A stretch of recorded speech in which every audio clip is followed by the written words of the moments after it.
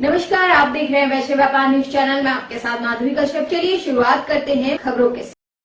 शिवसेना उद्धव गुट बनाम शिवसेना शिंदे गुट विवाद में सुप्रीम कोर्ट की 5 जजों की संविधान पीठ ने फैसला सुनाया है और साफ कह दिया है कि महाराष्ट्र में एकनाथ शिंदे सरकार बनी रहेगी। सुप्रीम कोर्ट के फैसले ने उद्धव ठाकरे गुट को झटका जरूर दिया है, लेकिन साथ ही कुछ ऐसी बातें भी कही जिनसे उन्हें कुछ राहत जरूर मिलेगी।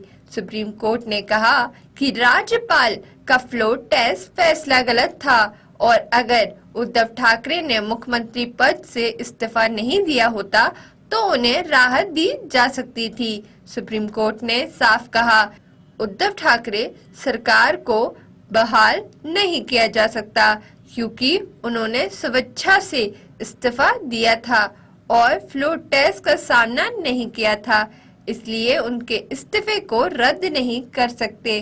कोर्ट ने विधानसभा स्पीकर से 16 बागी विधायकों की अयोग्यता के मुद्दे का समय सीमा के भीतर निपटारा करने के लिए कहा है। उच्चतम न्यायालय ने कहा कि यह मानना कि विधायक दल ही व्हीप नियुक्त करता है, राजनीतिक दल के अम्बिलिकल को तोड़ना होगा।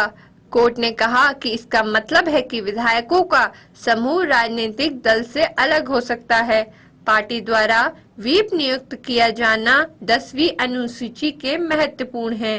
कोर्ट ने कहा कि स्पीकर को केवल राजनीतिक दल द्वारा नियुक्त व्हीप को ही मान्यता देनी चाहिए। स्पीकर को गोगावले को व्हीप की मान्यता नहीं देनी चाहिए थी। सुप्रीम कोर्ट ने माना है कि शिवसेना पार्टी के व्हीप के रूप में गोगावले शिंदे समूह द्वारा समर्थित को नियुक्त करने का स्पीकर का फैसला अवैध था। सुप्रीम कोर्ट ने कहा कि शिंदे का बयान संज्ञान लेने पर स्पीकर ने व्हीप कौन था इसकी पहचान करने का काम नहीं किया गया। उन्हें जांच करनी चाहिए थी। गोगावले को मुख्य सचेतक नियुक्त करने का निर्णय अवैध था। व्हीप केवल विधायी राजनीतिक दल द्वारा नियुक्त किया जा सकता है। सीजेआई ने कहा कि यह मानना कि चुनाव आयोग को सिंबल के आदेश तय करने से रोक दिया गया है। चुनाव आयोग के समक्ष अनिश्चित काल तक कार्रवाई को रोकने जैसा होगा। साथ ही स्पीकर के लिए निर्णय लेने का समय अनिश्चित होगा। ईसीआई के पास चुनाव प्रक्रिया पर निगरानी और नियंत्रण है। इससे लंबे समय तक संवैधानिक कर्तव्य का इस्तेमाल करने से नहीं रोका जा सकता है। कोर्ट ने कहा कि स्पीकर के समक्ष अयोग्यता की कार्रवाई को ईसीआई के समक्ष कार्रवाई के साथ नहीं रोका जा सकता। यदि अयोग्यता का निर्णय ईसीआई के निर्णय के लंबित होने पर किया जाता है और ईसीआई का निर्णय पूर्वव्यापी होगा और यह कानून के विपरीत होगा।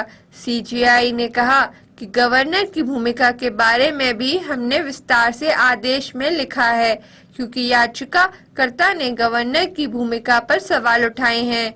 गवर्नर ने कहा था कि एक गुट शिवसेना से निकल सकता है। सभी खबरें देखने के लिए बने रहिए वैश्य व्यापार न्यूज चैनल के साथ। नमस्कार।